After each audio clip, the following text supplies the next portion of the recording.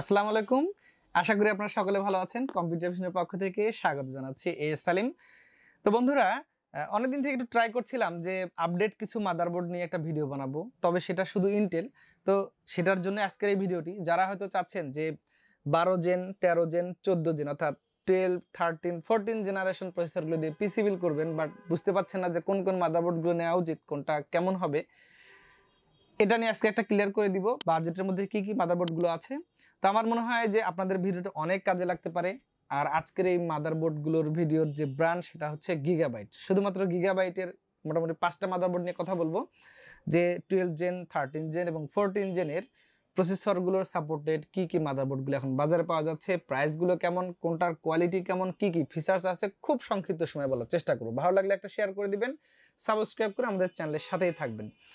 তো বন্ধুরা, আজকে যেহেতু শুরুতেই বলেছি যে শুধু গিগাবাইটের ইন্টেলের মাদারবোর্ড নিয়ে কথা হবে, এখানে শুধু আপডেট জেনারেশন। আচ্ছা, আমরা যখন আসলে পিসি বিল্ড করতে যাব গিগাবাইটের আপডেট জেনারেশন দিয়ে, ধরেন আপনি 12 জেনারেশন দিয়ে পিসি বিল্ড করবেন, এই মাদারবোর্ডগুলোই আপনি চয়েসের তালিকায় রাখতে পারেন। এখানে একটা ব্যাপার যে ইন্টেলের যে অন্যান্য জেনারেশনের যে মাদারবোর্ডগুলো আছে, তারা সর্বোচ্চ 2টি করে জেনারেশনকে একসাথে মার্জ করেছে, বাট এখন এসে তারা একসাথে 3টে জেনারেশনের প্রসেসরকে একই মাদারবোর্ডে সুইচ করেছে। এটা অবশ্যই খুব একটা ভালো দিক। যারা ধরেন যারা 10 জেনারেশনে ছিলেন, তারা 2টি মাদারবোর্ড 11 জেন এবং 10 জেন সিমিলার সাপোর্ট করতো। তারপর হচ্ছে যারা 8 জেনারেশন ছিল, 8 জেন 9 জেন সাপোর্ট করতো। বাট এটাই একটা ব্যতিক্রম ব্যাপার, যেখানে 3টি জেনারেশনের টাকে একসাথে মার্জ করা হয়েছে।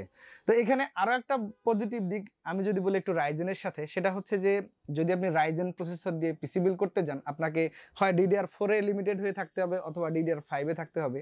আর ইন্টেলের এই 13 জেন বা 12 জেন অথবা 14 জেনে এসে একটা সুবিধা হয়েছে যে আপনি DDR4 দিয়েও পিসি বিল্ড করতে পারেন, এই মাদারবোর্ডগুলো পাওয়া যাচ্ছে। সেই সাথে একই প্রসেসর আপনি DDR5 এও সুইচ করতে পারেন। তো আমার মনে হয় যে এটা ইন্টেলের কাছেই সম্ভব হয়েছে। এখন পর্যন্ত যেহেতু AMD এই কাজটা করে নাই, সো ইন্টেলকে কিন্তু এদিক দিয়ে একটু অ্যাডভান্স বা একটু অতিরিক্ত দায়িত্বশীল বলাই যায়। তো যাই হোক, আজকে আমি যেটা বলতে চেয়েছি যে 760 সিরিজের যে মাদারবোর্ডগুলো আছে আপডেট, সেগুলো নিয়ে কথা বলবো। আপনারা জানেন যে 760 সিরিজের যে প্রত্যেকটা মাদারবোর্ডে মোটামুটি Gen 4 NVMe SSD সাপোর্ট করে। সো এটা একটা কমন ফিচার যেটা আপনার জন্য অনেক ভালো।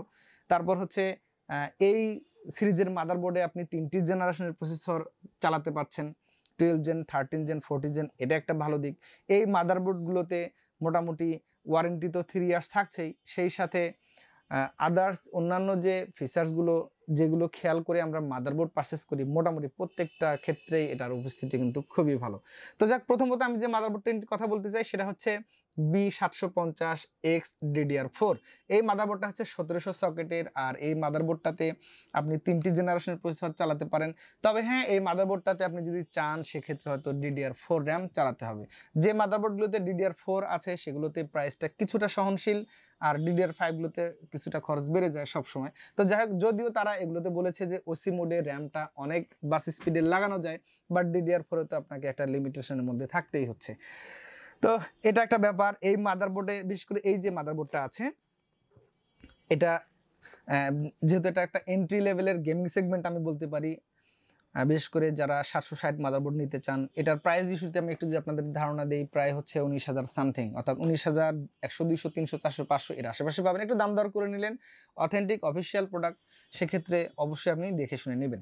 এই মাদারবোর্ডে 2.5 GBs ল্যান্ড পোর্ট আছে, যেটা আপনার ল্যান্ড পোর্টের পারফরমেন্সকে অনেক ভালো করবে, এবং এর যে হিটসিংগুলো আছে, এর সার্কিট বা অন্যান্য পার্টসগুলোকে যথেষ্ট কুল রাখার চেষ্টা করবে, যেটা আপনি ওভারক্লকিংয়ের ক্ষেত্রে কাজে দিবে।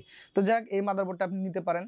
আর আমার মনে হয় যে বাজেটের মধ্যে Gen 4 NVMe SSD সাপোর্টেড এই মাদারবোর্ডটা অনেক ভালো। আর একটা কথা আমি শুরুতেই বলেছিলাম, 3টি জেনারেশনের প্রসেসর সাপোর্ট করে। সো এটা অবশ্যই যারা আপডেট পিসিগুলো বিল্ড করতে চাচ্ছেন তাদের জন্য কিন্তু এই সিরিজের মাদারবোর্ডটা অনেক ভালো।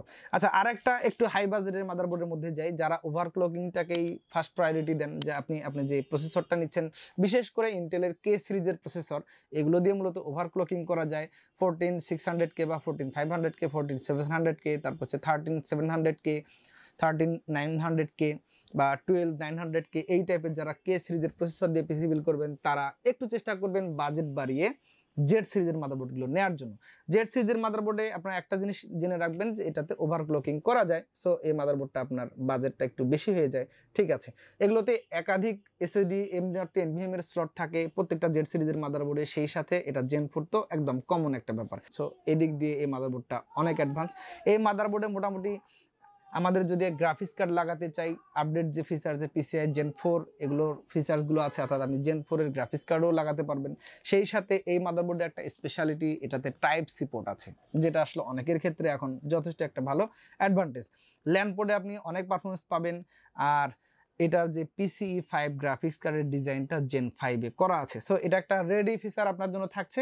আমার মনে হয় যে আপনি এই মাদারবোর্ডটা নিতে পারেন। এটাতে 4টা র্যামের স্লট আছে, আপনি 32 করে ধরুন 128 GB পর্যন্ত র্যামে আপগ্রেড করতে পারেন। তো আমার মনে হয় যে এটাতে যেহেতু কুলিং সিস্টেমটা ভালো প্রয়োজন, কারণ এতে ওভারক্লকিং করা যাবে, সেদিক দিয়ে সব ফিচার্সগুলো কিন্তু খুব ভালোভাবে দেয়াই আছে। এই মাদারবোর্ডটা নিতে গেলে আপনাকে 26,000 টাকার আশেপাশে রাখতে হবে। আর যেহেতু বাজেটটা বেশি, কোয়ালিটি বা ফিচার্সগুলো ওভারক্লকিং সহ সব কিছুই আপনি অনেকটা স্মুথলি করতে পারবেন। তো এটা একটু গেল, এরপরে আরেকটু কম বাজেটের মাদারবোর্ডে চলে আসি। আমরা আসলে অনেকে চাচ্ছি যে 13 জেন 14 জেন 12 জেন দিয়ে পিসি বিল্ড করবো, বাট মাদারবোর্ডটা একটু বাজেট ফ্রেন্ডলি হবে। মাঝখানে ছিল না, সম্প্রতি গিগাবাইট চমৎকার একটা মাদারবোর্ড নিয়ে এসেছে। এটার মডেলটা হচ্ছে B760M D2H। তো এই মাদারবোর্ডটা 2.5 GB ল্যান্ড স্পিড পাবেন, HDMI পোর্ট আছে, VGA পোর্ট আছে। VGA পোর্টটা দিলে আসলে জানি না, তো এটাতে একটা ডিসপ্লে পোর্ট, এটা দিলে আরও ভালো হতো। যাক, HDMI পোর্ট যেহেতু আছে কোনো সমস্যা নাই, পারফরমেন্সটা কিন্তু অনেক ভালো হবে। হিটসিংগুলো আছে, মোটামুটি ওভারক্লকিংয়ের কাজে ব্যবহার করা যাবে, তবে এগুলো তো ওভারক্লকিং না করাটাই উত্তম, কারণ এটা একটা বেসিক লেভেলের মাদারবোর্ড। তো এই মাদারবোর্ডে মোটামুটি 2টি M.2 NVMe এর স্লট আছে, Gen 4 Gen 3। তো আমার মনে হয় যে আপনি আপনার পছন্দ তালিকা রাখতে পারেন। এটাতে আপনি র্যামগুলো 6000 বাস স্ট্যান্ডার্ড স্পিডে লাগাতে পারেন। 6000 বাস বা 5600 বাস স্পিডের র্যামগুলো খুব স্মুথলি চলবে। যদিও আপনার 12 জেনারেশন i3 গুলো সর্বোচ্চ 4800 মেগাহার্টজ র্যাম সাপোর্ট করে, বাট আপনি যখন 13 জেন বা 14 জেনে চলে যাবেন তখন এটার জেনুইন ফিলটা পাবেন।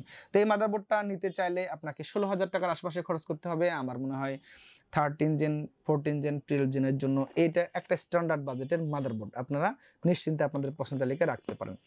এরপরে চলে আসি, যারা হয়তো চাচ্ছেন যে DDR5 এ DDR4 এ একটু ওয়াইফাই ফ্যাসিলিটি সহ একটা মাদারবোর্ড পাওয়া যায় কিনা, তাদের জন্য এই মডেলটা আছে। এই মডেলটা হচ্ছে B760M DS3H AX DDR4।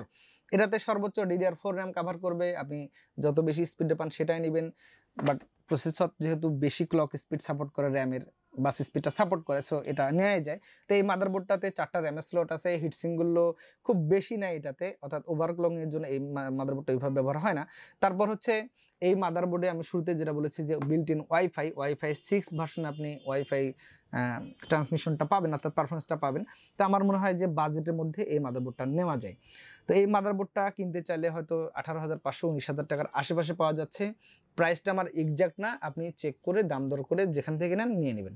আর এটার যেহেতু একটা 13 জেন সহ 14 জেন 12 জেন সব চলে, সো এটাকে পছন্দ লিখে রাখাই যায় বাজেটের মধ্যে। আচ্ছা, এরপরে আরেকটা মাদারবোর্ড আছে এখানে, এই ভিডিওর মোটামুটি শেষ মাদারবোর্ড। এটা হচ্ছে DDR4 এর একটা বাজেট ফ্রেন্ডলি মাদারবোর্ড। এটা হচ্ছে B760M DDR3 DS3H। DS3H বলতে আমরা যেটা বুঝে নেব যেটাতে 4টা র্যামের স্লট আছে। তো এটাতে মোটামুটি USB 3.2 টাইপ সি পোর্টও আছে, এরপর HDMI পোর্ট আছে এবং VGA পোর্ট আছে। এটা তো মোটামুটি 13 জেন 12 জেন বা 14 জেন প্রসেসরগুলো লিড করবে, আপনি নিতে পারেন এই মাদারবোর্ডটা। আর এটা মোটামুটি একটা বাজেট মাদারবোর্ড, যারা বাজেট মাদারবোর্ড DDR4 র্যাম নিতে চান তাদের জন্য ঠিক আছে। 16,600 700 800 টাকার আশেপাশে পাওয়া যায়। অফিসিয়াল অথেন্টিক মাদারবোর্ড, 3 বছরের ওয়ারেন্টি তো আছেই। তো বন্ধুরা, এগুলো ছিল। আরও একটু ভালো হতো যদি আমি খুলে খুলে দেখাতে পারতাম। যাক, আপনারা আপনাদের বাজেটের মধ্যে এই মাদারবোর্ডগুলো পছন্দ তালিকায় রাখতে পারেন। এখন চলে আসি যে আমি যেহেতু শুরুতে বলেছি এই মাদারবোর্ডটা হচ্ছে 3 ইয়ার্স ওয়ারেন্টির অফিসিয়াল অথেন্টিক প্রোডাক্ট, সো মোটামুটি নিশ্চিন্তে থাকাই যায় যে আপনার পিসি বিল্ডের জন্য এই মাদারবোর্ডগুলো রাখতে পারেন। তো এটাই ছিল আজকের এই ভিডিওতে মেইন আলোচনা। ভিডিওটা যদি ভুল বলে থাকি অবশ্যই ক্ষমা সুদৃষ্টিতে দেখবেন। আপনি চাইলে এই ধরনের মাদারবোর্ডগুলো দিয়ে কম্পিউটার ভিশন থেকে পিসি বিল্ড করতে পারেন, অথবা আপনি যেখান থেকে নেন দেখে শুনে বুঝে অথেন্টিক মাদারবোর্ডটা নেওয়ার চেষ্টা করবেন, তাহলে ওয়ারেন্টি সার্ভিসগুলো নিয়ে মোটামুটি নিশ্চিন্তে থাকবেন। সকলে ভালো থাকবেন। আগামীতে আবার নতুন কোনো ভিডিওতে দেখা হচ্ছে। আল্লাহ হাফেজ।